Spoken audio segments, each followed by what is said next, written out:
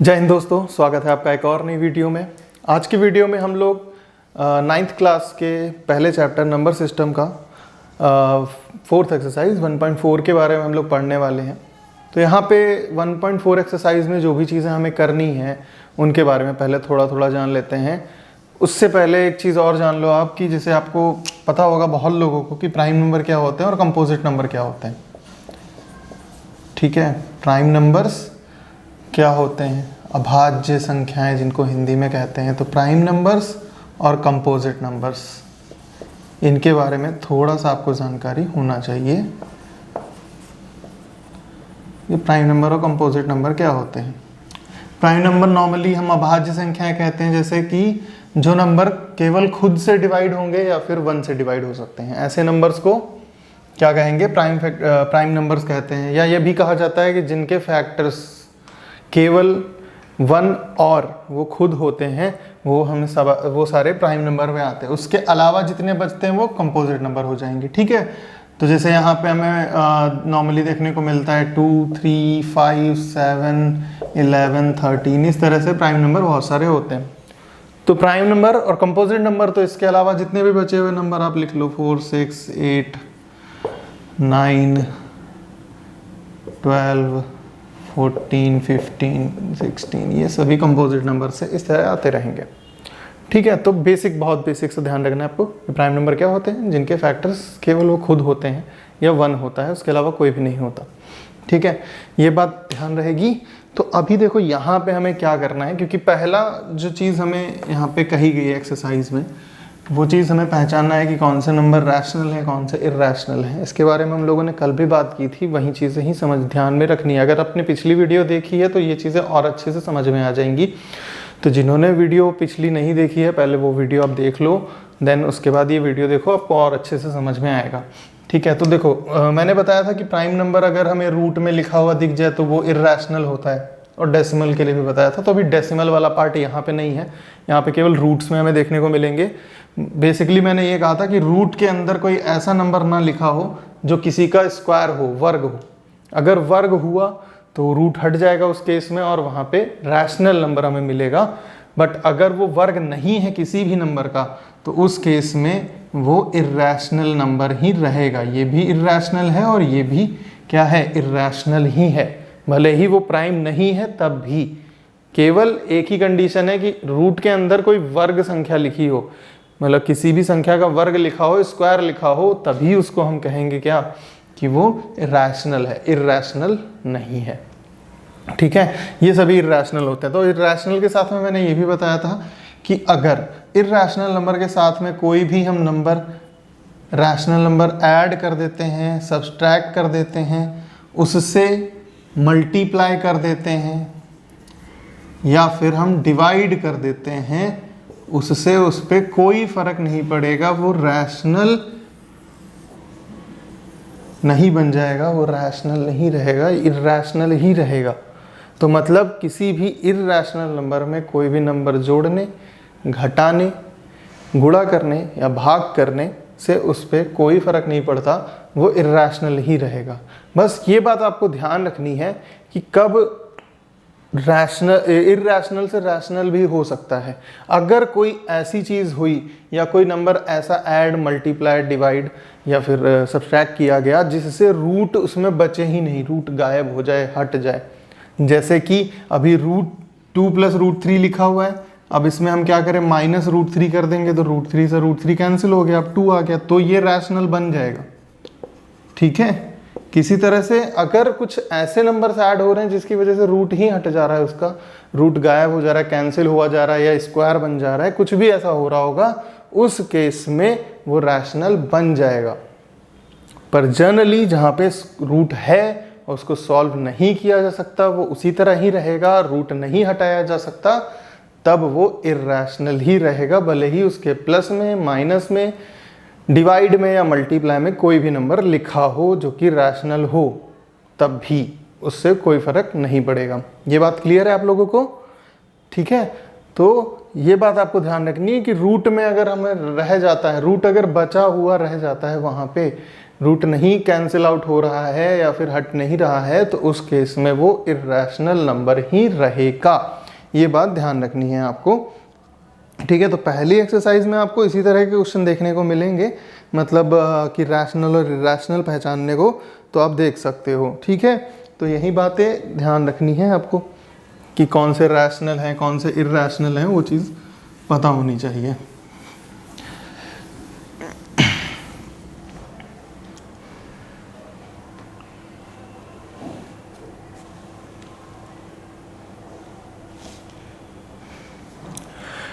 ठीक है, तो इसी तरह से ध्यान रखना है। बाकी देखो कुछ क्वेश्चन में एक्सरसाइज भी साथ ही साथ सॉल्व करते हुए चल रहा हूँ। जैसे आप 1.4 का पहले क्वेश्चन को देखोगे तो जैसे लिखा हुआ है पहला 2 माइनस रूट 5, ठीक है। तो 2 माइनस रूट 5, अब रूट 5 क्या है, इर्रेशनल है, तो उसके साथ 2 माइनस में भी करना है, तब भी उससे कोई फ़र्क नहीं पड़ने वाला, क्योंकि रूट तो हटेगा नहीं, रूट तो वैसे का वैसा ही रहेगा।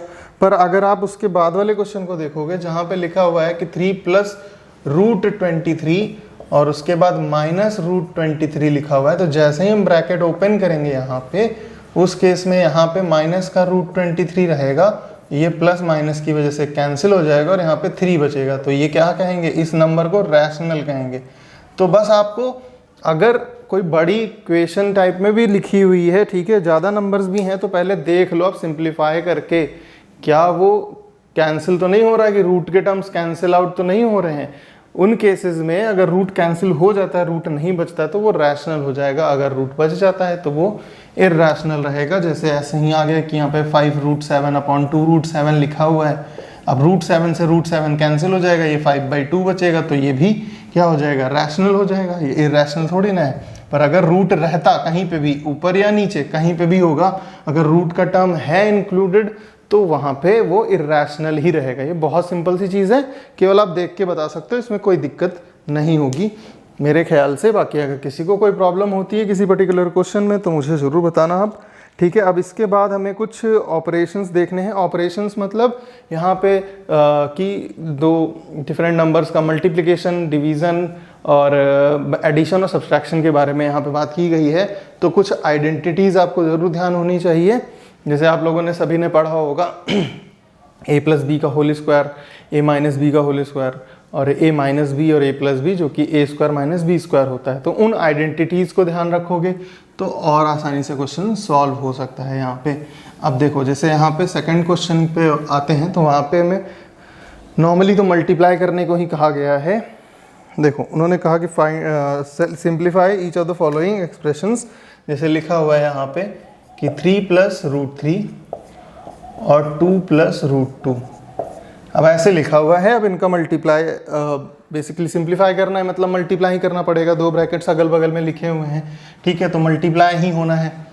अब इसमें होता क्या है, जैसे अगर हम एक एग्जांपल से समझें कि a प्लस बी और c प्लस डी लिखा हुआ है, अब इन दोनों ब्रैकेट्स का मल्टीप्लाई करना है, तो हम क्या करेंगे, पहली चीज़ कि यहाँ पे किसी एक ब्रैकेट में से जैसे एक टर्म को हमने चुना, तो पहले a को चुना, ठीक है, a गया दूसरे ब्रैकेट में, पहले c से मिला तो ac हो गया, फिर d से मिला तो प्लस, क्योंकि ये भी प्लस का था ये भी प्लस का था इसलिए प्लस, और यहाँ पे ad हो गया, ठीक। फिर उसके बाद b उठा, a तो दोनों से मिल लिया, अब b मिलने जाएगा, तो b प्लस का c भी प्लस का तो प्लस bc, और b भी d दोनों प्लस के, फिर दोनों मिले तो bd। ऐसे मिला जाता है, ऐसे लिखा जाता है। ऐसा ही सेम टू सेम यहाँ पे होगा। अगर आप देखोगे कि इसमें क्या होगा, अगर हम देखें तो पहले 3 और 2 मिला तो 3 2 हो गया 6, फिर 3 और रूट 2 मिला तो 3 रूट 2। रूट के अंदर नहीं चला जाएगा, रूट वाला रूट के बाहर रहेगा, जिसमें रूट है रूट में अंदर रहेगा, जो बाहर है वो बाहर रहेगा। फिर अब देखो ये दोनों से मिल लिया, अब इसके बाद क्या होना है, ये रूट 3 को मिलना है इससे, तो इसमें भी 2 रूट 3 लिखेंगे हम। फिर रूट 3 का रूट 2 से करना है, तो रूट 3 और रूट 2 आपस में मल्टीप्लाई होंगे तो रूट 6 आ जाएगा, है ना।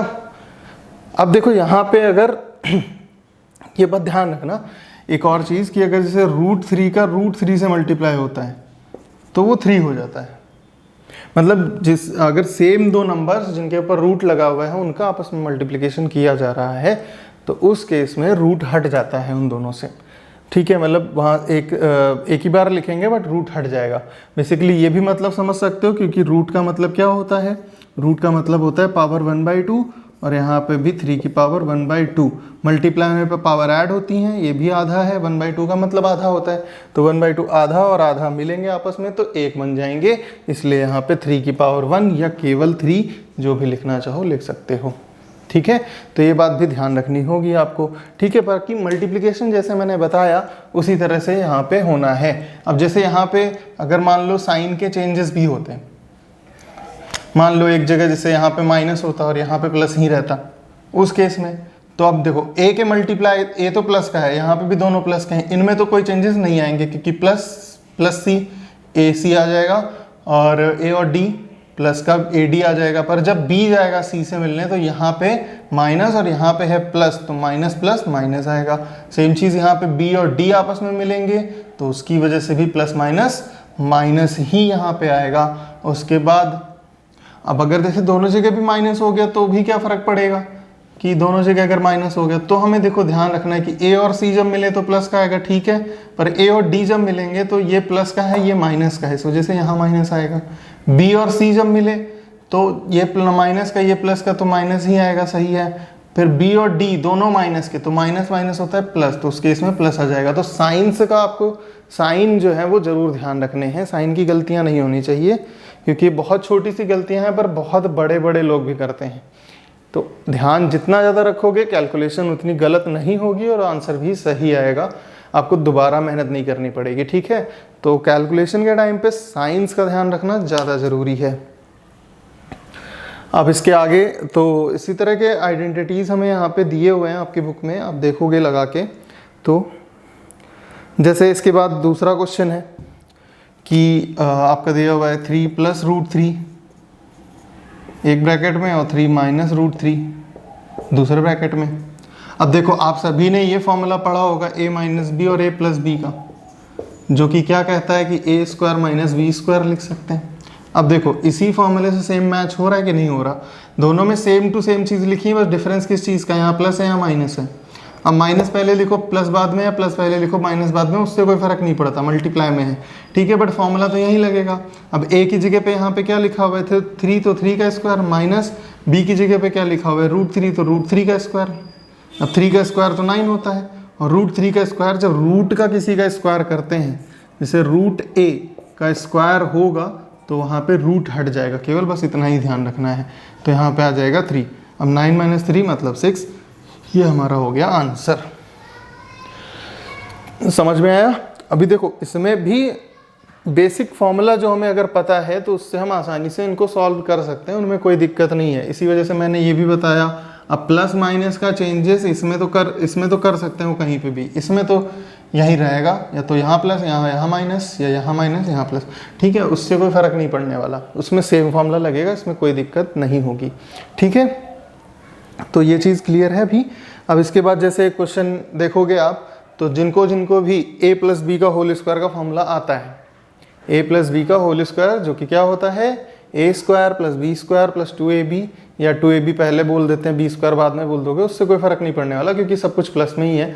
तो a² + b² + 2ab, तो हमें a और b की जगह पे जो जो वैल्यू दी हुई है, जैसे थर्ड वाले क्वेश्चन में आप देखोगे सेकंड का थर्ड जो पार्ट है कि √5 a की जगह पे है, b की जगह पे √2 है, उनकी रिस्पेक्टिव वैल्यूज़ फॉर्मूले में पुट कर देनी है और सॉल्व करके बता देना है आंसर। ठीक है, बाकी देखो फोर्थ वाला तो फोर्थ वाला जो क्वेश्चन है वो सेकंड के जैसा ही है, जैसे मैंने ये बताया है वैसे ही सेम टू सेम दिया हुआ है, तो उसमें कोई दिक्कत नहीं रहनी चाहिए। ठीक है, वो आप लोग लगा के देख लेना। ठीक है, बाकी किसी और बुक से अभी आप लगा रहे हो तो बिल्कुल लगाओ, ठीक है, इसमें कोई दिक्कत नहीं होगी। उसके बाद एक टॉपिक और समझना है हम लोगों को यहाँ पे, रैशनलाइजेशन। तो ऑपरेशंस जो भी हैं यहाँ पे रैशनल या इरैशनल नंबर्स के साथ में, तो उससे आप लोगों को घबराना नहीं है। आपको बेसिक आइडेंटिटीज़ अगर बताएं तो उसी से रिलेटेड ही टर्म्स यहाँ पे पूछे जाएंगे, उसके लिए क्या दिक्कत आपको नहीं लेनी है, उससे कुछ भी नहीं होना है। मतलब रैशनलाइजेशन समझते हैं, रैशनलाइजेशन क्या है कि रैशनलाइजेशन अगर आता है तो उसका मतलब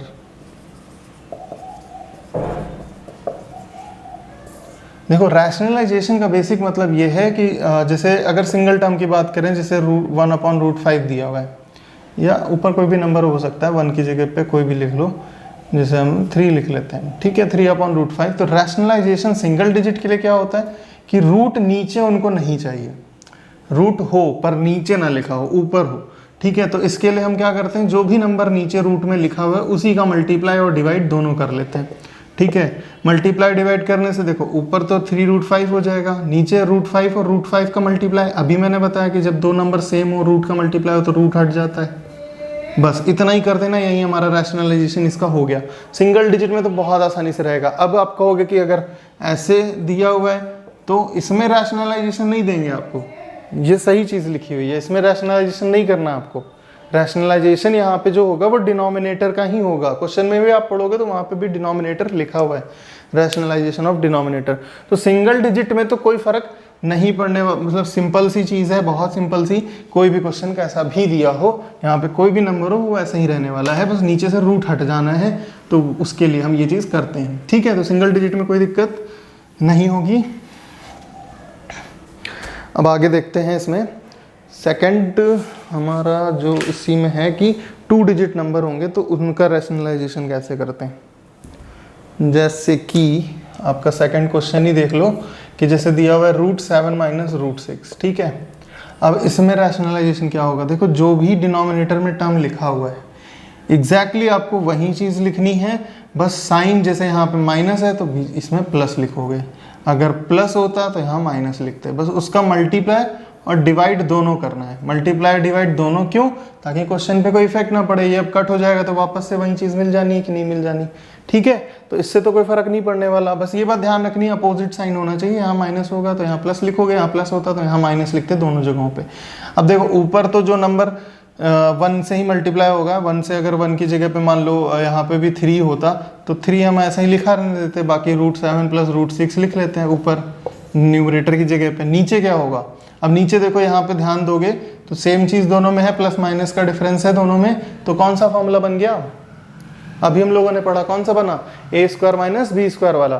तो a² - b², अब देखो a की जगह पे √7 तो √7 का स्क्वायर माइनस b² तो b² मतलब √6 का स्क्वायर।